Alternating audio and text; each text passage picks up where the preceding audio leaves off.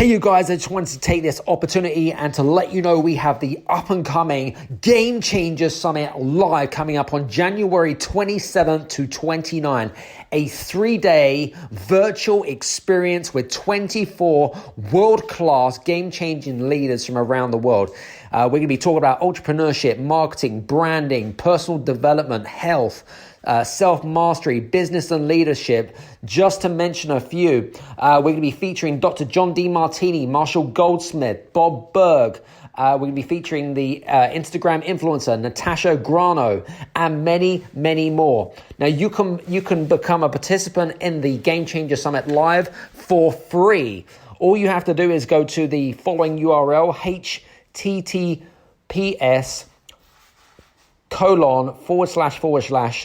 www.thegamechangersummit.com/sign-up-form.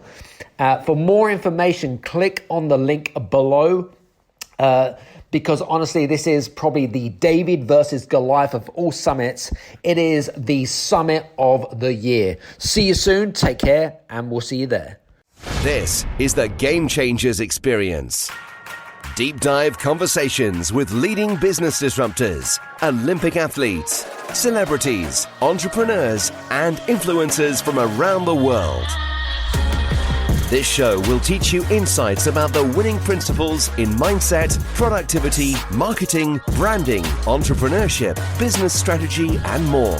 Hosted by Productivity Authority, business strategist, former elite athlete, author, and public speaker, Adam Strong. Hello, everybody, and welcome to the Game Changers Experience podcast with myself, Adam Strong. And today we have on the show, Mr. Ash Lawrence. Ash is a performance psychologist specializing specifically in sport and business. He's also an author. He's written 3 amazing books as well. And I've known Ash for quite a number of years, actually. He's got some great networks. And I love the fact that he really loves to help people and impact people around the world. So, Ash, welcome to the show, man. Welcome to you too, Adam. Thank you very much for inviting me. Love it. Can't wait. Listen, Ash, I know that you've been in sport. You're interested in sport, and you've been in business a long time. And I'd love to know more about how you got into kind of sports psychology, if I may, because you've gone through a bit of a journey and stuff like that. Do you mind if you're, just for the sake of the audience, would you mind just giving us a little bit of a snapshot? Yeah, long story. I was at school left-handed, dyslexic, didn't know it at the time. Left school at 15 or just over with absolutely no qualifications. And I was lucky enough, I had an interview to work in the dockyard, as it was, in the dockyard in Chatham, in UK. And it wasn't a test, it was an IQ test. And I did quite well in it, funnily enough. I think I had an IQ in double figures. And I got a job as an electrical apprentice, but it was like being in prison. And I couldn't stand it. And I was going to leave and go and do a labouring job on a building site, because I was playing football semi-professionally, and after leaving a football league club through injury, and then I started playing semi-professionally. I was also keeping a door on a nightclub because of my martial arts experience from an early age. So I had all these little jobs, and I thought, I sod it, I'm just going to go and work on a building site. And my mate's dad said, don't do that. Come and work for me as an apprentice heating fitter. So off I did. I went and did that, and finished my apprenticeship with him, working with my best mate. Got to 21. I was married. I had a mortgage, and my best mate's dad said, "Oh, I'm going to sell the business, but you'll be all right." So 2 months into the new business owners, they sacked me and the mate because they felt we was a threat to the business, and we had to start our own. And that's how I started in business for myself at 21 with a business partner. 6 years later, we had 85 people working for us, and we was doing an immense amount of work. So that grew. Crash come in 1990 with the property market and everything. I sold my shares to my business partner and went and followed my passion selling cars, which was lovely. Well, it's cars. I'm a car. As in like classic cars or just normal cars? No, just run of the mill. Just, you know, the top of the range one at the time was a 25,000 XJS, which in 1991 was a lot of money, and the cheapest one was a Ford Sierra. I remember that. If you remember Ford Sierra. Did really well at that. Built that business up, but I again got up to about 75 staff, and I had a car hire and minibus, car van and minibus hire company. And what I was doing, and I couldn't work it out. I was 1 minute I'm high, I'm on the ceiling. Come on, let's crack this on. Everything's there. And then the next minute, I'm probably the most miserable bloke on the planet. And it was getting to such a state that my wife at the time, she said to me, "You're unbearable to live with." She said, "I can't stand where 1 minute you're a million miles an hour, and the next minute you can't get out of bed, you don't give a toss, and everything's going." She said, "I think you need to go and see the doctor." And I said, "Get out of it. I'm not going to see a doctor. But there's nothing wrong with me. It's normal." Sure. So she said, "Either you go and see a doctor or I'm going." And obviously I've got 3 young boys. I couldn't, really do that. So I went to see the doctor, and he diagnosed me with manic depression or bipolar disorder. Right. Okay. Which, was a big shock to me. And then he medicated me, and I just lost that sharp edge that was around my mind. I don't know how to explain that. It was like I was looking through a haze all the time. And although I wasn't as low as I was, I couldn't get that sharp mind back. That was the bit that was creative, that pushed me, that was motivated. And I thought, I've got to get out of this. I've got to find out how I can beat this without medication. Right. And that's how I started studying psychology. Interesting. And it was interesting bit really, because I'd never thought about it. I'd had a brief encounter with Tony Robbins, and I think it was called Get the Edge at the time. Yep. And I went off and did some stuff with that in Hawaii, which was brilliant. Best week I had for mindset, because I never even thought about changing my mind. I thought, I'm just what I am. This is me. Sure. And, it changed. So I did that, did the NLP and started studying psychology with the Open University. Did clinical psychology for a couple of years to actually work out the basics, and then started pushing towards business psychology. So I started looking at behavior patterns and language patterns of business owners. And then I finished my degree, and this little thing popped up and said, like the Open University does it, and about doing a doctorate in sports psychology. And I thought, oh yeah, do you know what? I love this. I've played football. I've played cricket for my country 52 times. I've, fought in the European Karate Championships as a junior. I love sport. Yeah, let's do this. So I did it, didn't realise what it was, ended up interviewing 100 professional footballers about their pre-match routines. And that's what I wrote my thesis on. Nice. And yeah, it was great, because understanding their mindset before they go out and how much that mind affects their performance, where if you or I said, well, like putting your kit bag in a certain way under your seat actually made you perform better, before I did what I did, I said, well, you're a bit stupid or something. That bag, it's like wearing, we got a mate that comes to football with us. I've got a season ticket at a Premiership club, and he won't change his shirt. He's got curry stains down it and everything, and he won't change it because we're on a winning streak. And then we lose, and I say to him, but the shirt didn't work. He said, oh, I must have got something on it. But that's his belief, and that's the thing. It's what you believe that drives you. And I know that was a long story, but that's how, for me, I've got into the performance psychology of stuff, and working out how do we close that gap between good and great. Love it. Very good. Fascinating, actually, and thanks for sharing that with us because I love listening to. I actually that's something that I didn't know about you with regards to the whole kind of. I knew about the whole kind of up, fall, and downhill type of thing of running a business, but the sports element of stuff, I never knew that about you. So yeah, that was fascinating. Now you work with a lot of sports celebrities. You work with a lot of football players, in particular, athletes and stuff like that. Why do they come to you, Ash? Well, what is it that their big problem is? Do you know what? You know how fate actually deals its hand. So I did that. I did that PhD in sports, and I got involved with. From before my previous business, I used to sponsor a football league team. Okay.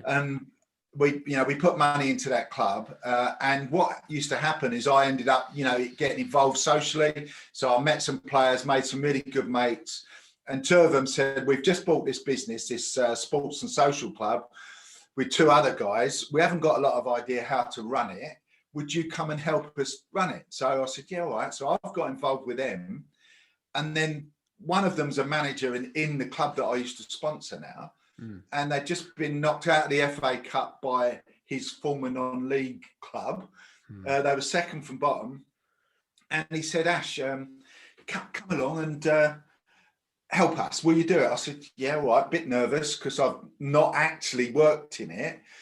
And I've gone along. The chairman said to me, "Hello, Ash. Pleased to meet you." And I said, "Hello, Chairman. What would you like to get from this?" He said, "I want 3 points Saturday. Otherwise, you're gone." I thought, "Oh, right. Thank you." He stood me in front of the whole playing staff, or all of the staff, the kit men, the physios, the lot. And I'm just thinking he's going to introduce me. He said, "Oh, right, Ash, here you go, mate. Ash is going to do a session with you. He's our new sports psychologist. He's helping you, right? He's going to do a session now, 45 minutes. I've got no preparation. I've not done it. And all of a sudden, that imposter syndrome bit is going, "Oh, my God, why did they find me out?" Anyway, I took the biggest guy in there, the alpha male in the situation, if you like, who's now a really good mate, and he's still playing, and he had a game Monday. And I love the guy to death. I'm not going to say who it is.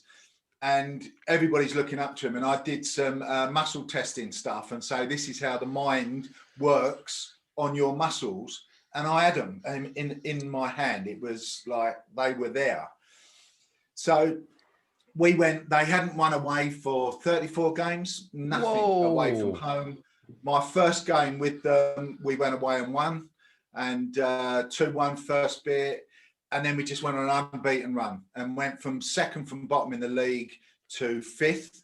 So the BBC got interested in that. They come and made a documentary in the Football League Club, which went out all over BBC. Nice. And very shortly after that, a mum come to me and said about her son with anger issues. Great footballer, but he wanted to fight everybody. Long story, but so I started working with him, and then people see that, and then it come from referrals from everything, and that's how it just happened.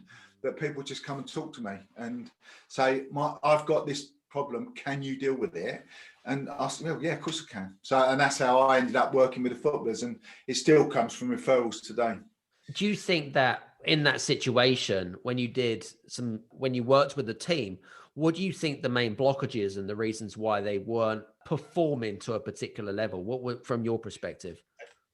A lot of it, it's interesting because in that situation, it was a communication issue. Yeah. So if we say we break that club down into 3 areas, so we break it down into the management team, the playing staff, and then the physios and the fitness people. So there's 3 areas. Yeah. And the 3 areas weren't communicating. So the players would say, "Oh, the physios, they're just not doing this," and the management don't understand. The management would say the players, "Oh, well, they're just not listening," and the physios, "Well, they haven't got the resource." And everybody's moaning about everybody else. So the first thing I brought them all together and set the rules for communication for everyone. So everybody had a way of communicating. We talked to the manager. Now, you'll know as well as I do that it's generally people, they process information in 3 different ways. So there'd be the thinker, the one that likes loads of data, the feeler that's very emotional, and then the knower that, oh, just come on, let's just get on with it. I want to do it. He's the action taker. But if you speak to the thinker and say, with an action remark, say, right, you're just not doing this, you're rubbish, he'll be thinking, well, why am I not doing it? Why am I rubbish? What facts have you got? What evidence have you got? You say it to the feeler, and the feeler's then gone into one emotional meltdown because he's thinking, well, that's not fair. That makes me feel that you don't want me, you don't value me. Right. So when you do it like that, the first bit was actually getting people to be able to communicate and understand that the other person in front of them could be one of 3 types that's not necessarily the same as them. Sure. And once we started all communicating, the language on the pitch was different, the language from the manager to the team was different, and we was then pretty much stuck together, if that makes sense. It was a cohesive unit. Does that make sense, Adam? Absolutely, it makes sense. Completely makes sense. And I love it the way that you kind of said about the whole kind of cohesiveness and gelling together, I suppose, in a way. And that was one of the big blockages or challenges within the team. And it kind of gets them to go from a place of I'm not so good to a place of, wow, we're invincible type of thing. I love that. It's a great analogy. Now, you've been working in the field of sport, entrepreneurship, business.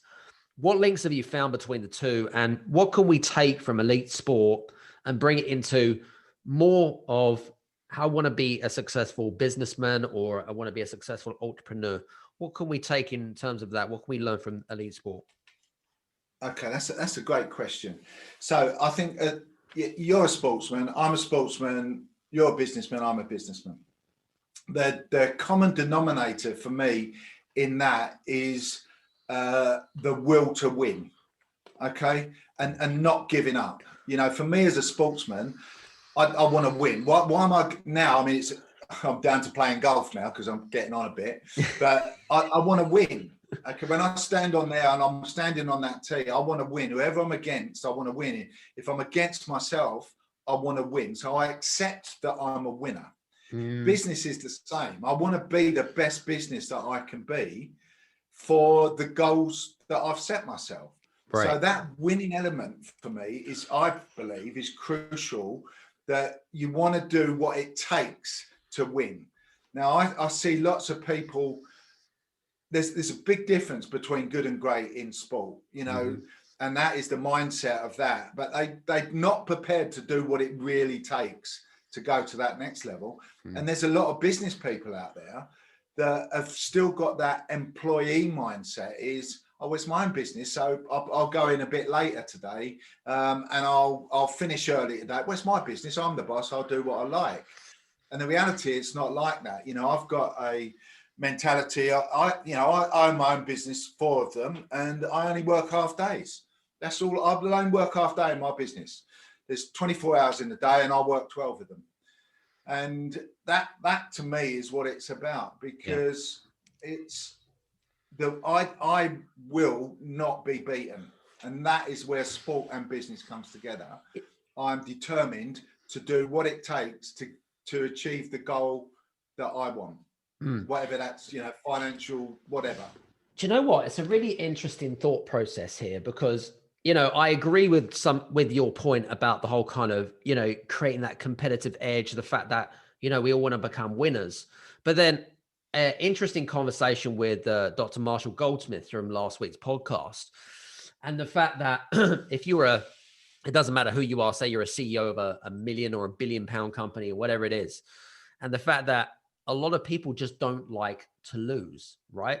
But then what is the downfalls of, okay, well, hang on a second, we don't like to lose. And I used the analogy, and Marshall was extremely good with this. And he was saying that he was working with a client. I think he was the CEO of World Bank, and he only coaches millionaires and billionaires. And he said this particular client had made a donation to his charity the day before, $360 million. And then if you want to work with Marshall, you have to obey by the rules, essentially. He picks his clients, right? And he's, Yeah. he's good at what he does. And so rightly so. And so one of the things that he gets his clients to do before they work with him is they get him, and he got me to do it as well, to put their hand up and say, I promise, okay, that whatever I'm going to be taught, I'm going to say, thank you. Okay. So thank you. So no arguing, no questioning, just thank you. So this particular CEO who he was coaching kept on arguing, because it kept on arguing with him and saying, hey, so this is what you got to do. This is what you got to do, blah, blah, blah. And it was like, and then he was questioning him. And then for every time a client argues with Marshall, he fines them $20. Okay. And now at the end of this, this is an interesting concept. He got to about $300, and the chap turned around, and then this guy's really wealthy. He turns around, he said, wow, this is an expensive session. And he goes, what do you mean? This money that I've just fined you is going to the charity that you donated $360 million to yesterday. How's that expensive? He said, the only what the big difference is you don't like to lose. That's the only difference. No one likes to lose. Interesting, huh? Well, there are two really good points there. And I think I never lose, Adam. I either win or I learn. Okay. So for me, I look at that with everything. And, if I'm losing a business, when we lost everything in that property crash back in the 90s, I learned from that. And the biggest learning point from that, I lost, a few quid. But the biggest thing for me for that is I learned not to put all of my eggs in one basket, not to have all of my income streams in one place. And I constantly learn with that. And I think, and one of the things, and you're saying about that, I will interview my clients, and we have to have an agreement. Yes. And part of that agreement is that if you say you're going to do it, you do it. Okay. Because otherwise there's no point in us working together. Mm-hmm. I'm not interested in working with entrepreneurs, if you like, people that want to be, but actually will not put in what it takes. Mm-hmm. So I've got a questionnaire with all of my clients that come to work with me personally. They've got to want to do it. The other thing is I ask them when they do this, and it's in my first book, quite a big article about this bit, is I need you to suspend your beliefs. Whatever you believe before you work with me, when you're with me, you need to stop believing that. Otherwise, you're just justifying what you know instead of finding out what you don't. True. And that is not a growth mindset. No. The first explanation for me to my clients is, this is fixed, this is growth. Which one do you want to stay? Yeah. So then they agree to come into growth mindset. So therefore, they have to open their mind to a different way of thinking. Yeah. Because their way of thinking has given them what they got. So, sorry, does that answer that? Absolutely. No. It does. I was actually having a think about something, and something really occurred to me when I was preparing for our chat. And as we've already established, you work with a lot of sports celebrities and elite sports people, but you also work with entrepreneurs and business owners. My question is how do some of your clients deal with pressure? Because interestingly enough, I know that, as the world is evolving, I think that a lot of people feel that they're pressured not into doing something that they don't want to do, but how do we deal with pressure? Whether it be internal pressure, whether it be external pressure. Love to kind of have a dialogue about that. Okay. So interesting. What is pressure? What is stress? So to me, there's no such thing as stress, just people having stressful thoughts. True. So the stress that we create, or the pressure that we create on ourselves, comes from the thoughts that we have about something. And generally it comes from catastrophizing events that are going to go forward. That is the bit. So we look at this, and the pressure comes from, what if I don't do this? What if I don't meet this goal? What if I do this and it goes wrong? So once you start to put that pressure on yourself, that's all created by the thoughts you have. So what about if your thoughts were different to that, and you focused on the process of doing what you know right without focusing on the outcome. See, when I turn up on a golf course, and I've played in lots of competitions where, especially some celebrity pro-ams, and I'm standing on the tee and there might be, I don't know, 100 people watching, and I'm standing there in the tee. Is my mind thinking, oh, this lot thinking he's a complete twat, will he mess it up? Or am I thinking, right, swing easy, finish looking good? Because I know that if I swing easy through my routine and finish in this, the fixed pose, I know I've followed through and I've hit. I'm not worried about what they are. My thoughts are on the process, not on the outcome, because the outcome creates the pressure. And then it becomes a self-fulfilling prophecy, because that's what happens. If you think you're not good enough, you won't be good enough. If you believe it, you will perceive it. And believe me, you will receive it. Interesting. So, and that to me is a bit, I take a lot of stick about this, because people say, well, stress is real. Yes, it's real, but you've created it by the thoughts. So stop having the thoughts.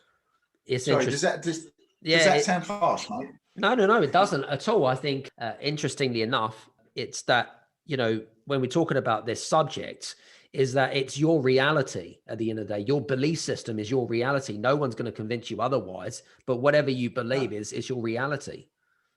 Yes. So we come back full circle there. So when you're working with me, the first bit is suspend your beliefs.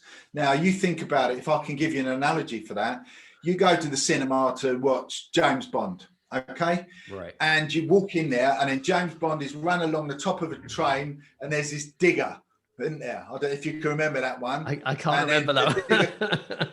The digger comes through the roof of the carriage, and then he jumps off the arm of the digger into the carriage, straightens his jacket up and walks in. You don't sit there thinking, nah, that's a load of rubbish. That couldn't happen like that. If I did that, I'd fall off or I'd miss it with the digger. You don't think that. No. You get absorbed into it. So what you've actually done, you've suspended your beliefs from that reality. It's no different to that in life. Just because I believe that, it doesn't make it real. No. You go back to Copernicus, and the earth revolving around the sun and the sun revolving around the earth argument. 1 minute they believe this, the next minute they believe something completely different. But beforehand, they didn't know what they didn't know. Interesting. Does that make sense? Absolutely. 100% makes sense. You've got to suspend those beliefs, mate. No, I absolutely agree. With regards to, and I want to go back to you working with some of your clients, what have you found in terms of the habits? And we talked about this on Clubhouse, actually. If you guys don't know what Clubhouse is, it's an app which is particularly for Apple users. You can follow myself and Ash Lawrence on Clubhouse. We have some great conversations. We had a great conversation a couple of days ago. And I'd like to talk about some of the habits that you have discovered that they embrace to enhance their high performance, or call it high performance habits, and what some of our listeners could also take away from. What have you found in terms of that? Okay, that's really good. So if you think about us as human beings, about 85%-ish, it's a rough number there, of our daily actions and everything we do are habitual. Mm-hmm. So can I give you an example for this? Because this is quite important. Absolutely. So when I was at uni, we were doing this lecture, and the way the Open University works, you go and do a stay away at a uni in different places. Sure. And we was there, and we're in sort of an amphitheater looking down on the stage, and on the stage there's a table with a box with a red cloth over it. Mm-hmm. And there's about 150 of us all sitting, and we're yakking away as you do and talking, and look to the box. And then the professor walks on the back of the stage and stands. So a few people then shut up, but the rest keep talking. He walks up to the box, takes the red cloth off, and underneath there's this glass box, and inside is a crystal ball. And then now a few more of us are actually looking at what's happening. And he lifts the box off, picks the crystal ball up, and holds it up to the audience and says to everybody, if I looked in this crystal ball and said to you, I could predict with 93% accuracy where you will be in 5 years' time, what would you all say? And we've all gone, yeah, of course you can, mate. What a load of rubbish. crystal balls don't work. But then he went on to actually say that, and this is that our past behavior predicts our future behavior. So if we've had a habit in the past, the chances are that it will continue into our future. It teaches me to look for habit patterns with people. So I look for those negative habit patterns. I look for the compulsive negative habit pattern or the inhibitive negative habit pattern. I look for the habit patterns in their language. So our habit drills us. Okay, why does the elephant stay with that tiny little rope around his ankle and a stake in the ground? Why does he stay there? Because he's got learnt behavior and it's a habit. He pulled trees out of the ground with his trunk. Why is he worried about that silly little stake? True. Because he's learned it. And as human beings, we do that. So our habits and our beliefs keep us where we are. So for me, understanding that you need to change that, and you break that down into tiny little bits, action bits every day. Love it. Very cool. I have to ask you, because I'm not sure if you get asked this very often, but I'm kind of drawn to your polo shirt, which is Flipflop Psycho. I'd love to know what the frick is a Flipflop Psycho, and how did that come about? Flipflop Psycho, hashtag Flipflop Psycho. It's everywhere. Years ago, I got a personal trainer. He's a good mate now, and I'd go to his studio, and I'd be in there 3 times a week. And one of the guys in there was working with a guy that owned a hotel, and so he's phoned me up, the hotel owner, and he said, "Ash, can you come and do a talk for us about what you do?" I said, "Yeah, of course I will." And I'm there. And he's turned up late. He owns a hotel and he's turned up late. Anyway, I've done the seminar and he's ended up on one of my courses. And I said, right, okay, please introduce yourself. And he said, right, my name's so-and-so. I've got the guy asked to talk. I've turned up and I'm expecting to see this guy in a suit, all suited and booted on the stage, looking like this super duper psychologist, and I've got this 6'4" bloke in shorts, flip flops, and a Tottenham shirt. And he said, and it's a bloody Flipflop Psycho, and from that is how it started, because you've met me. I'm always in shorts and flip flops, because I've had enough in a suit. I don't believe that, lots of people say, well, it's the first impression how you dress. Do you know what? People remember me because when I'm walking around in the snow and I've got shorts and flip-flops on, they say, look at that idiot in his shorts and flip-flops. But they will remember me. And that's how it started. And it's been our most successful brand because I don't need to carry business cards anymore. Well, obviously none of us do at the moment. But I just say to people, just hashtag Flipflop Psycho. And I'm obviously top of Google. It's everywhere. So it works. That's how it was. I love it. The only time I haven't got any flip-flops on is if I'm in the gym and I've got my trainers on. You know what? And it's interesting because, here in Cyprus, for example, they know who we are, by the way. British people, they all know, everyone in the world knows who British people are. You've got sandals and socks on. Sandals and socks on, number one, and sandals, socks and shorts in freezing cold weather. And they're all looking and thinking, is this guy crazy or something, or girl, or whatever it is? But it's normally the guys, actually, which is, quite interesting. I'll tell you, my wife and I, not last year, but the year before, for her birthday, we went to Iceland. Oh, yeah. And I'm not talking about the shop, I'm talking about the country. And as everywhere, I've taken my shorts and flip-flops. First day out, I thought, oh, it's a bit chilly. It's -14. And I was getting some weird looks then, I tell you. But it lasted for about half an hour and I was back in. I had to put trousers on. When I was in Sweden, I try to wear shorts and maybe not flip-flops, but definitely wear shorts and t-shirt. And it's interesting because people are so sensitive. They're wearing their overalls and their winter woolly hats and gloves. And there's me in my shorts and t-shirt. And they're like, you cuckoo, what's the matter with you? Yeah, I love it. So funny. I think, do you know what? I think it's, again, this comes back, the whole psychology thing. Yeah. I did a talk a few years back at quite a big London teaching hospital to 150 surgeons and anaesthetists. And I've turned up in my shorts and flip-flops and my Tottenham shirt. You can tell I'm a big Tottenham fan. And nobody would talk to me at the coffee table or the tea table because, you know, they're all coming in to see these speakers. Yeah. Obviously, they didn't know I was the keynote speaker. And nobody would talk. I couldn't engage them. They would say, oh, yeah, hello, and polite, and then walk away from me. So I stood up on the stage. I'm up behind the lectern. And I started telling a story about being summoned to court for a charge of assaulting a police officer. So I described the courtroom and I say, you know, the police officer, the 3 magistrates and the accused. And I start to tell it. And then I say, right, put your hand up, all those that think I'm the accused. And 90% of the room have got their hand up, right? Because they've judged me because I've got, it's probably the Tottenham shirt more than the flip-flops. Football hooligan. But that's what people do. They take a look and they judge. And, you know, then I went on to say to them, well, you know, I was the chair of the magistrates. You know, I'm also a doctor, like, you know, all of you, just in a different way. And when you judge people that are coming in, you need to be aware of where you're making those judgments around people, because that book isn't always what the cover says it is. No. Absolutely, 100% agree. So listen, I know we're coming towards the end of our interview and whatever it is. It's been great for you, great for us to be on, great for you to be on the show. Really enjoyed having our conversations. So if any of the listeners here want to get in contact with you, and what's the best way to do that?